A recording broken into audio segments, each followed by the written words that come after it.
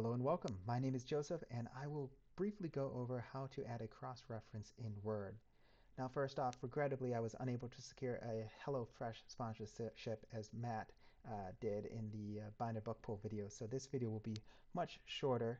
But to dive right in, the instructions on how to do it are included on the Substantive Editor read-through page. But I believe a video is important to highlight and make sure that everyone knows exactly how to proceed. So going into this demo document that I have this footnote here. And as you'll note right away, these are not properly cross-referenced because when I hit Control and hover over no formatting, I cannot click it to go to that footnote. So to fix this and to have it automatically update, what I'll do is I'll highlight the number that I want to change. And if there's no number, you can just put the cursor there and it will populate. But in this case, I want to replace the 162 with the correctly formatted 162 to essentially allow it to be linked to the previous or the 162 footnote. And so I'm going to hit cross-reference right up here under the References tab, References, Cross-Reference. And then what I'm going to do is under this first drop down, it will probably be at numbered items. So you just want to make sure that you have that selected at footnote. And then we can scroll down to 162 right here. And I can just hit insert. And now you'll see it flash. And as I'll show in a moment right here, now you can hover it. And if I clicked it, it would go to footnote 162. Now, while we have this dialog box open, I can actually update this second number as well. And obviously, there won't always be separate ranges, but this is in the instance when there is a separate range. So this is a little different than previous years. Before, they didn't want us to update it, but in this volume, we do want you to format this one as well to automatically update. And I'll show you how we'll address last year's concerns. But essentially, I'll go here. I'll hit 177. Perfect. And it will update.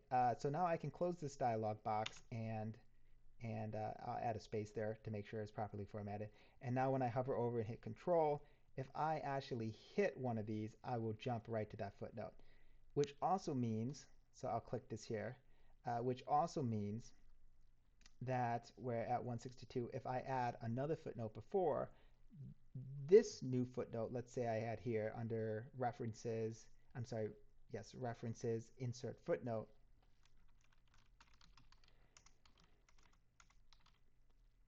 Now what we'll see is if we go back to that page where we were on before, now this footnote before that we had as 162 is 163. So we'll want to make sure that it updates. And it won't actually update automatically, but I'll show you how to in just a second.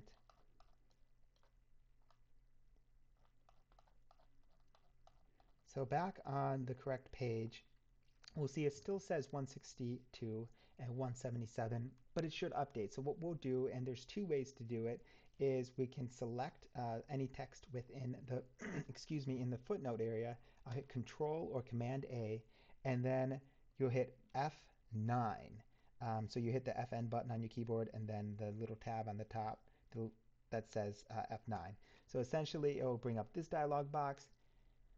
Apparently Word does not know its own power. You'll just go ahead and click yes, but as you'll see, it can be undone. But there we go. Now we have 163 and 178. The other way to do this is if I hit Control Z, it'll go back, contrary to Word.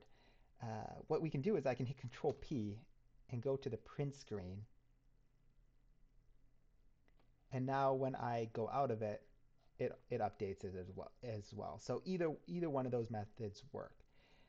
Now, as you will note, and I picked this example very specifically, it's 163 to 178, but pursuant to the rules for our page ranges and subnote ranges, this should only be 78, right? We don't want it to be one. We need to get rid of the one. Now, when you add the footnote, it's very important not to have gone under cross-reference and then hit 77 because that's the wrong footnote, right? It needs to be linked to the 178.